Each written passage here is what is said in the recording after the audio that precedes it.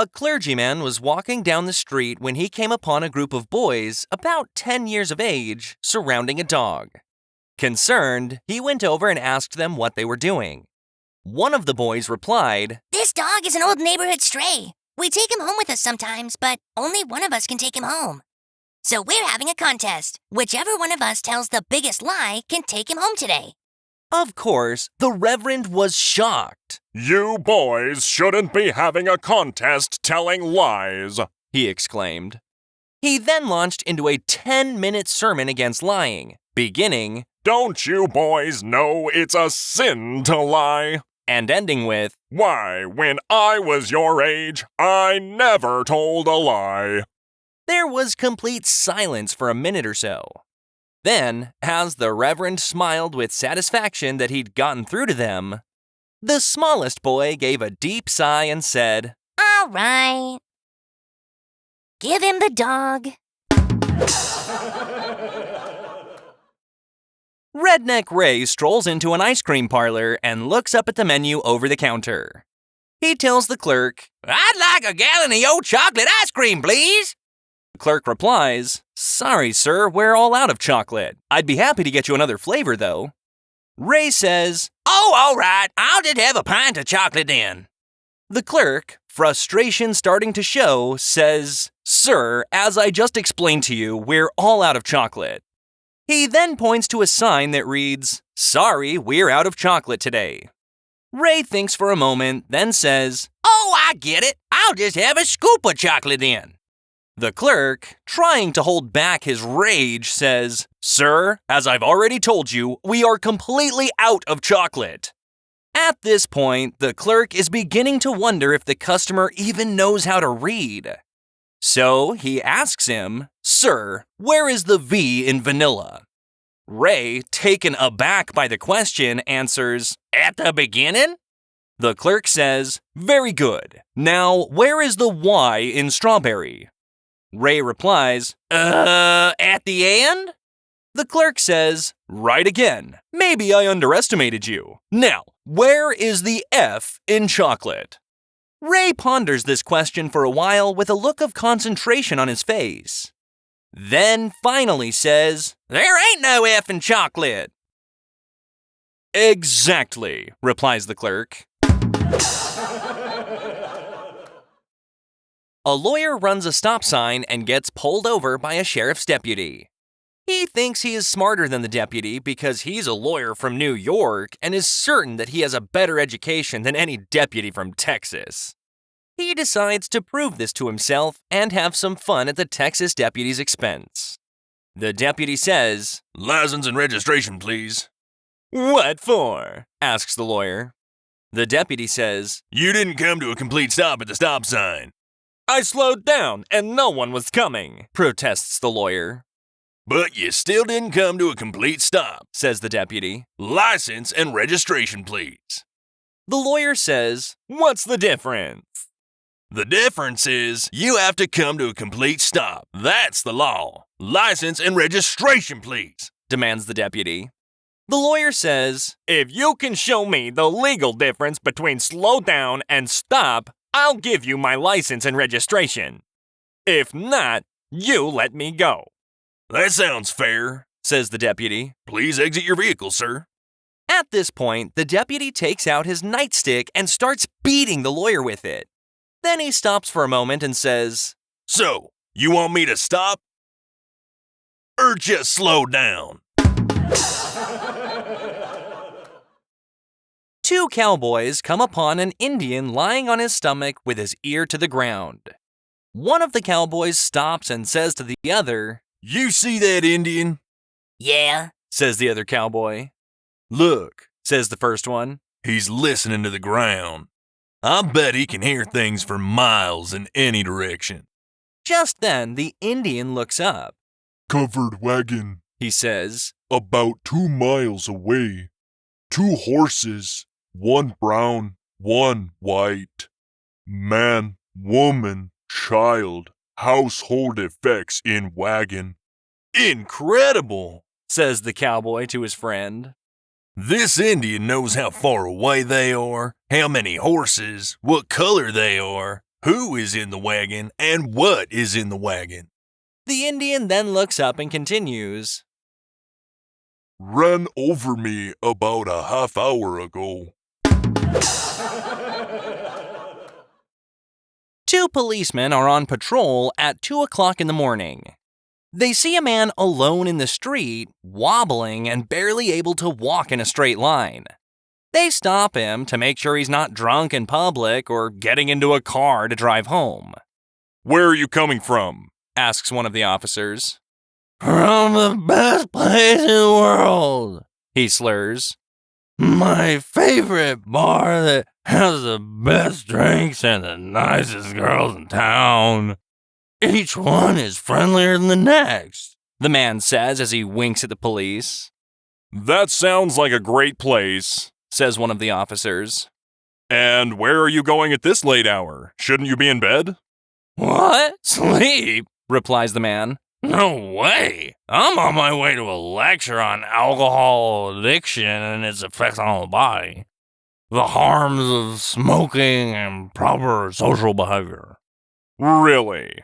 Asks one of the officers dubiously while exchanging knowing looks with the other officer. Are you sure you didn't drink too much tonight? I seriously doubt anyone is giving lectures on those topics at 2 o'clock in the morning. The man sighs and says, Tell that to my wife. A man is walking along the street one morning, feeling hungry. He sees a sign in the window of a diner across the street that says, Try our exotic breakfast now. So he crosses the street, enters the diner, and sits down at a table. As he puts his menu down, a waitress comes over and asks if he's ready to order. I think so, says the man. What is your exotic breakfast? Oh, that's our delicious baked chicken tongue. The waitress responds proudly. I highly recommend it. Disgusted, the man shouts, Baked chicken tongue? Have you any idea how disgusting that sounds? I'd never even think about eating anything that came out of a chicken's mouth. Yuck!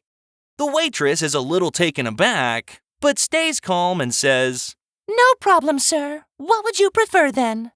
The man surveys the menu for a moment, plops it back down on the table, and then says, Just bring me some scrambled eggs. One day, Bob decided to go to the zoo. When he got to the ape cage, he found himself looking at a big male ape who was staring right back at him. When he scratched his head, so did the ape. Noticing this, Bob decided to have some fun. So, he started to scratch under his arms and jump around saying, ooh, ooh, ooh. And so did the ape. Stopping to think about what to do next, Bob scratched his chin as he was thinking. Before he could even react, the ape pulled the bars of his cage apart, jumped the moat, and that was the last thing Bob could remember. A few weeks later, Bob comes to in a hospital room and finds himself in full traction. When they realized that he was finally awake, the staff brought a man into his room and left the two of them alone. Mr. Smith, my name is Albert. I'm the zookeeper, and I want to see if we can figure out what happened before you were attacked. I don't know, replied Bob. I was watching the ape and noticed he was mimicking my movements. Please tell me exactly what you did, said the zookeeper. Well, when I first noticed it, I was scratching my head. Then I noticed he was scratching his head too. So I started to play around and started to scratch my underarm and make ooh ooh sound. Then what happened? Asked the zookeeper. Well, I was trying to think of something else to do, and I think I scratched my chin, which is the last thing I can remember. You scratched your chin? Oh, that explains everything! Exclaimed the zookeeper. You see, in ape language, that means screw you. Thank goodness, because if the attack was unprovoked, we'd have to put him down.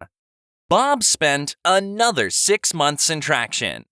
If you've ever been in a cast, you can only imagine the misery of 6 months of not being able to move, or even get to that one itch without someone else's help. Bob spent the whole time coming up with a plan to get revenge on that darned ape.